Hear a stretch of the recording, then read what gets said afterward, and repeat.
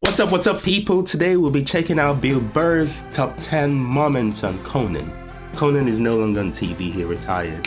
I wish he could have stayed longer, but hit the like button, subscribe, and let's get into this. I love Bill Burr, by the way.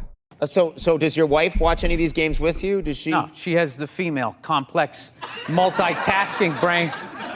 That's why they can't be happy. They just always, they're like, what is that lizard that can look at two things at once? That's what they're like. So they got the shoes they want, and then they see some other woman walk. What is that lizard called again? Oh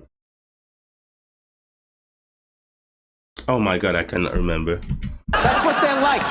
So they got the shoes they want, and then they see some other woman walking in going, oh, look at this skinny bitch over here. She thinks she's cute, right? And that's what I've learned. Oh, God. You know what makes women happy? Nothing. Nothing makes them happy, and that is why they are slowly taking over the NFL, because it annoys them that we can just sit there with like a pizza and a drink, like, that's not holding, and just be like, and enjoy ourselves. So you're saying that because you're happy that you think your wife and women in general want to take They're jealous of it.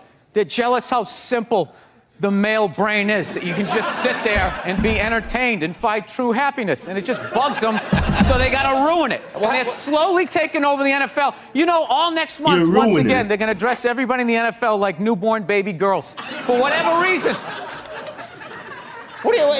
Did you forget that there's breast cancer for a year ago? Yeah, so they did it last year, and they're going to do it again this year. Yes. They're slowly going to take it over, and they're going to move us out. Because I'm telling you, I don't understand why they keep trying to go into a male football league. It's like, why don't you guys band together and start your own league? Get your own thing going. But I realize they don't want their own thing. They don't want their own shit. They want our shit. I love this guy. He's like, they don't want their own shit. They don't want their own shit. They want our shit. That's true, by the way. I don't know what it is. And I think it's because we're happy. We're just sitting there enjoying ourselves, having a good time without them. It drives them nuts, and they just got to go in there and ruin it. So they got women's basketball. They don't even like it. They don't even like football.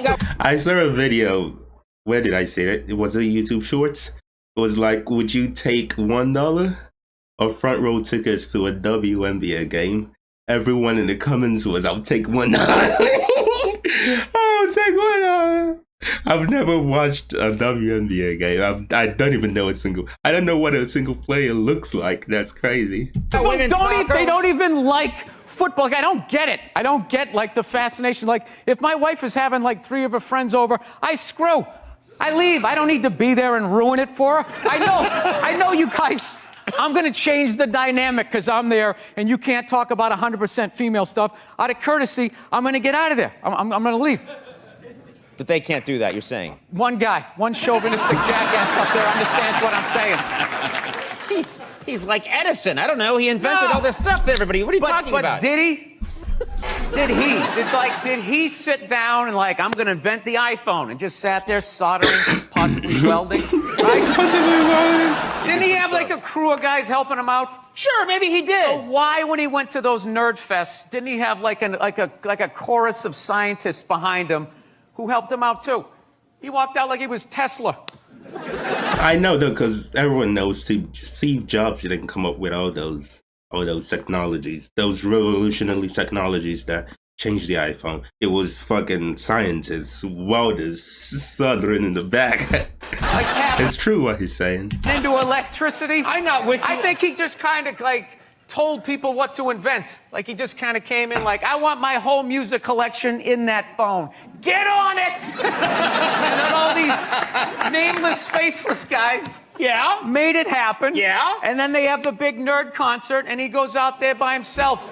No belt, sneakers on. I just didn't buy it.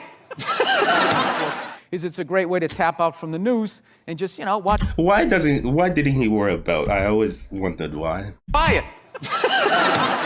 It's a great way to tap out from the news and just, watch a game and get away from it. And now there's like all these causes are getting like attached to it. Like, I was watching the World Series, and I'm in the middle of watching the World Series. And one thing I love about Bill Burr is his rage. He has this innate rage in him that this makes his comedy specials just funnier, 10 times funnier, and I love it. Out of nowhere, they have this moment, stand up to cancer. I'm watching a ball game, and all of a sudden, everybody stands up, holding up a sign of somebody that they either know that's dying of cancer or died of it in the middle of the game. It's just like, what are you doing? Trying to watch the game? Read the room, Bill Burr. The room was like, hold on, you're talking about cancer now. In the middle of the game. It's just like, what are you doing? Everyone went quiet. Trying to watch a game here. You know, no, there's a time and a place. Look, I know somebody that has died of cancer. I would never go to the movies with you and in the middle of it hit pause and be like, oh, by the way, Conan, I know this guy. He died of cancer. It was horrific. I could have lifted him up off the sheet with 2 fingers. It was horrible. Hey, enjoy. Oh, by the way, I got molested when I was 9. Enjoy the rest of it. But he didn't do anything to me. You know what he did for me? He raised $500 million for cancer research. That's what that lie did. Yeah, it was great. And everybody had the bands on. Remember the bands? Sure. Right? That blocked out the sun, right? No, it wasn't to block out the sun. No risk cancer. Yeah. No, the whole thing was annoying, and I hated how Oprah was interviewing him and acting like she was dumbfounded that this guy would do this. Like, she's been in show business for 35 years, and she can't, like, wrap her head around some guy doing whatever it takes to get to the next level. Didn't she, for the first 5 years, have, like, midgets who wanted to bang their mailman's boyfriend? And she didn't want to do it. She didn't want to do it, but she didn't have the power to say no, so she wrote it out. I don't think I was in the States when the Oprah show was on TV. I know of her, but I don't really know of her show, you know. But she was, you get a car, you get this. I just know of it. I've never seen it myself. And then when she could make a good decision, she did a show. But she stood on the heads of those little people for 5 years until she got, and then she's sitting there across from this guy like, so how could you know exactly what he's doing. It's the stupidest thing I've ever seen.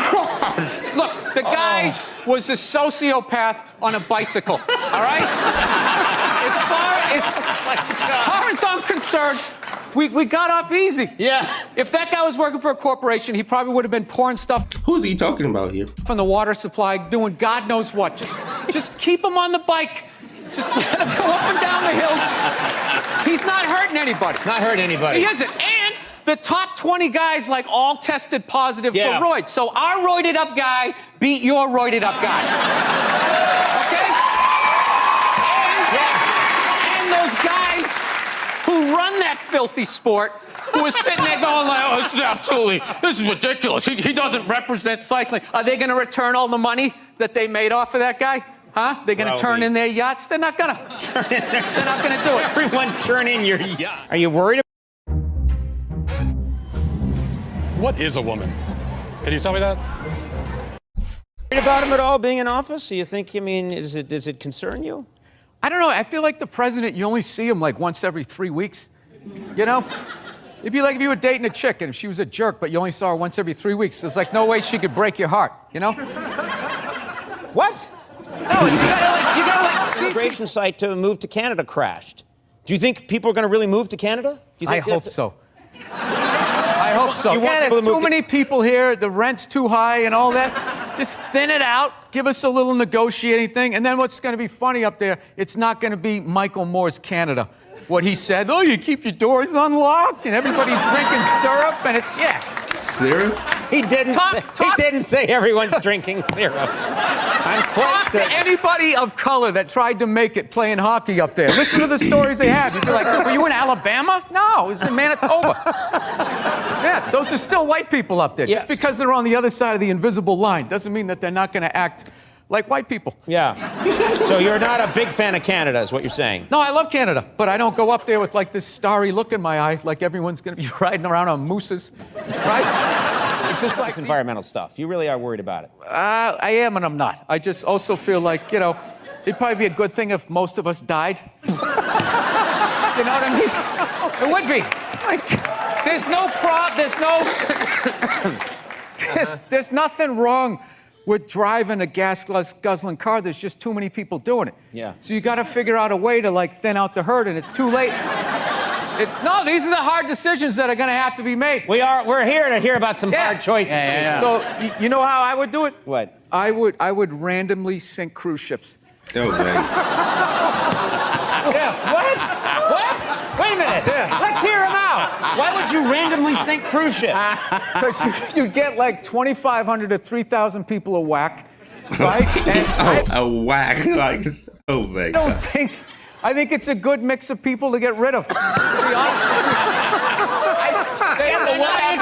you. What happens after the... What's the demographic that's usually on cruise ships, though? Isn't it like older people? 45 to 70? Usually, I'm not sure. Second time they catch on. No, because this is what you do. As you're sinking them, you're building an exact replica. So as you're eliminating people, you're like creating jobs. And you just, like a lazy Susan. Like my latest thing that's driving me nuts is I spent 20 years in the back of the plane getting treated like an animal. And I finally worked my way up to the front of the plane, Group 1, which means you get to board like it's your plane. Right? You get to board. Yes. You first, sit in a chair that's the size for a human being. There's a place for your bag. Yep. Right? You get a little hot towel and all that. And then the second I get that, all of a sudden now, there's like these 20 groups that are like pre-boarding now. Like half the plane qualifies, and they're getting on, and I just sit there just like losing my shit. You know? It starts off like it's just like anybody in uniform, anybody in military. So it's like, all right. But after like the 20th guy, you just start being like, have you seen action? Are you on the front lines at least? Right? Then it's anybody with kids, anybody with disabilities, and then just anybody with a red shirt. Hey, it's Tony Tuesday. Anybody named Anthony can get on. Dude, I sat one time, I saw this guy get on the plane. Okay, he wasn't in uniform. He didn't have kids. He had all his limbs. He wasn't limping. He didn't have a cough. He just walked on the plane. It's like, who the is that guy? Like, how did I get on before that guy? So...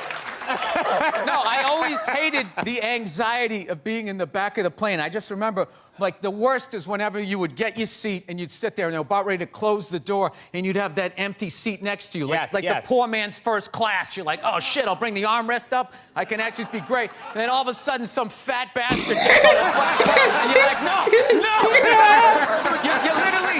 You're like Quint at the end of Jaws, like sliding down the bar. Right? I know how it feels. I never feel good when I see someone's coming to sit next to me. I'm like, Jesus Christ, no, please, no. One time, I swear to God, this is all true. This dude got on. He was so fat. He was sitting next to me. I was literally next to him and behind him. He like tried to make himself smaller, and he like folded his arm, and his lat came out like you know those old Western saloon things. I'm just sitting behind this thing. So that motivates you to try to get to a certain all these place years, in life. 20 years, you work your way up to the front, and now still they won't let you. Yeah, now that fat guy's considered disabled because he can't stop eating cookies. So he gets on. Look at everybody groaning. 90% of the world is starving to death. That guy. Eat a salad and get on the treadmill like the rest of us. Were you flipping out the day like when you met? Did you flip out? Did you really that early? Yeah, I remember. She told me to go see that movie Monster. Remember that movie with Charlize Theron? Yeah. Remember that?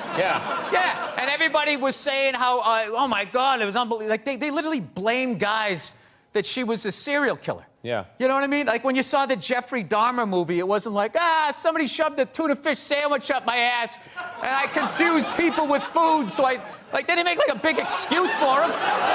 You know? She was a psycho. I haven't seen that movie. I should probably go see it. Killing people, and she should have died. But I'm like watching it feeling guilt. Do they ever take responsibility for their actions? Even when they're murdering people, it's somehow our fault. It's unreal. Why would having a tuna fish sandwich? Why would having a tuna fish sandwich shoved up your butt make you want to eat people? Because another man did it. Right? So it's another person. So you equated, I don't know, sex with food? I forget how the idea went. But all I know is she laughed when I said it. She was dying laughing and kind of saw my point. And I always hate when she says to me, she'll just be like, I just don't see where is that coming from? Where is that coming from? It's just like, honey, how many childhood stories do I have to tell you before you follow the breadcrumbs to the psycho that you married? I mean, did you ever take a psychology class like you didn't see this coming? Right. That's what it is. It's not that she says that I'm a jerk. It's just the nerve to be surprised. It's just like about annoying people. Like when people tweet, it's very easy to piss off one side. The art is you got to try to get everybody. So you tweet stuff like, Trump is such a dope, he's actually going to make me vote for a woman. Right? And then you just sit back. Intentionally. And you just watch them. You're like, that's what I wanted. That's what I wanted. You're mad that children are not being hit. There should be the threat of it. Half of it was just it was just your dad was acting like he was going to do it. He never did it, but your mother did. And because she was a woman, it was like, okay. Because it was like, hey, you let a girl beat you up, you kind of felt emasculated. Yeah. We had a rule, a lot of the stuff that I look at from when I was a kid that actually kind of made sense in a way would now be considered like abuse, I guess. Like when I was a kid, if you didn't finish your supper, as we called it. Supper, yeah. Yeah, my mother was just like, well, you're going to finish, she would just wrap it in cellophane and you just picked up where you left off for breakfast. Like a blue-collar job. Like you take the shovel out of the hole and just start digging it again. So, yeah, I remember one night we had cube steaks, which is like one of the toughest pieces of meat. I don't know if you guys, everything's so like Asian-infused Wagyu beef. Everybody's eating that crap now, but cube steak was like, literally had to hit it with a hammer to make it like edible. And so we were having cube steaks. And I forget, my little brother was still in a high chair and he couldn't finish his. So my mother goes, all right, we're just gonna have to eat it for breakfast. And that was like 8 hours away, which was like half his life. So he's like, all right, I'll take that deal. So the next morning, I remember we were having waffles. My mother always made Sunday breakfast. So we had all these waffles, eggs, bacon, this whole layout. My brother was looking at half-eaten cube steaks and a little mound of green bean casserole. And he looked at my mom, he goes, Mom, can I have a waffle? And she goes, no, you gotta finish your supper. He's like, well, after I finish my supper, then can I have a waffle? She goes, no, that is your breakfast. And he goes, oh, Mom, I hate you. And my dad, without looking up, took a full glass of milk and threw it in his face. Swear to God. This is what kills me. What kills me. You want everyone today to have as miserable a No, but it was kind of funny. We know what's hilarious was my mother just popped up and just immediately started cleaning up, and my dad just kept eating. Like he didn't like the roles were defined back then. Now the guy has to throw the milk, he has to clean it up while telling his wife she's brave for just sitting there. Like whatever that is. Can you hear it? Oh, I know. Women are so overrated. Like,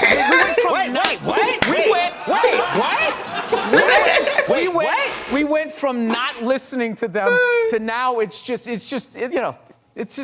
ridiculous. Like that believe women. It's like all of them.